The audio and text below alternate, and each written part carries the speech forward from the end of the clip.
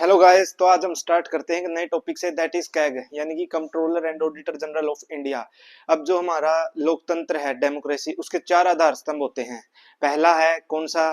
पहला है न्यायपालिका, दैट इज जुडिशरी। दूसरा है चुनाव आयोग, दैट इज इलेक्शन कमीशन। तीसरा है सीएजी और चौथा है यूपीएससी। तो आज हम पढ़ेंगे सीएजी के बारे में, जिसे हम क्या बोलते हैं, controller and auditor general of India. जो हमारे जो ऑडिट और अकाउंट की जो सर्विसेज होती है ना, उनका जो हेड होता है वो होता है कैग। जैसे कि कैग जो है ना, वो एक आईएएस ऑफिसर को बनाया जाता है, जबकि जो इसके नीचे जो अंडर में काम करते हैं उनको बनाया जाता है, एक पोस्ट होती है IAAS यानी कि Indian audit and account services. इसके द्वारा इसको बनाया जाता है। ये भी यूपीएससी कंडक्ट करती है। अब इसका जो कार्यकाल है वो है 6 साल का, यानी कि 6 साल तक ये सीएजी अपॉइंट किया जाता है, या फिर जो मैक्सिमम इसकी एज है वो हो सकती है 65 ईयर्स। जो कि अगर ये पहले अगर इसका जो कार्यकाल है वो खत्म होने से पहले इसकी अगर एज हो चुकी है तो इसको हटा दिया जाता है।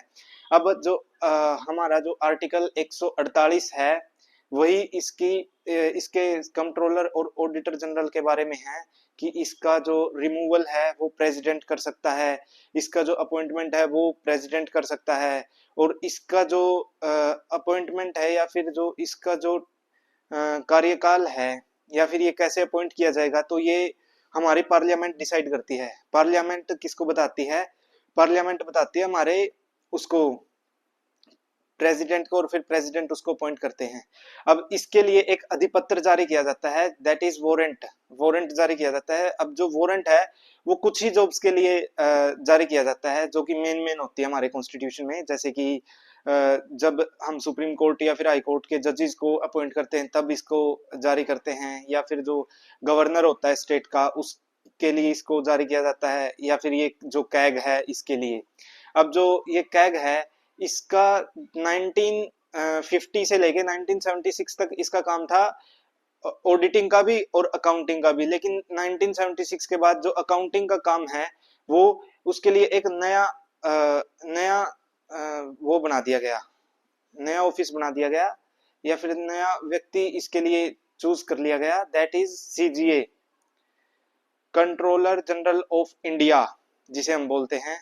अब जो ये संसद में जब ये जाती है रिपोर्ट, जैसे कि सीएजी देता है प्रेसिडेंट को और प्रेसिडेंट इसको संसद के सामने प्रस्तुत करता है, तो वहां पे एक कमेटी होती है, that is public account committee, जो कि इसका पुनर्निरीक्षण करती है, यानी कि दोबारा से इसकी जांच करती है कि ये जो चीजें सीजीए या फिर सीएजी ने जो अकाउंटिंग की है वो ठीक है या नहीं।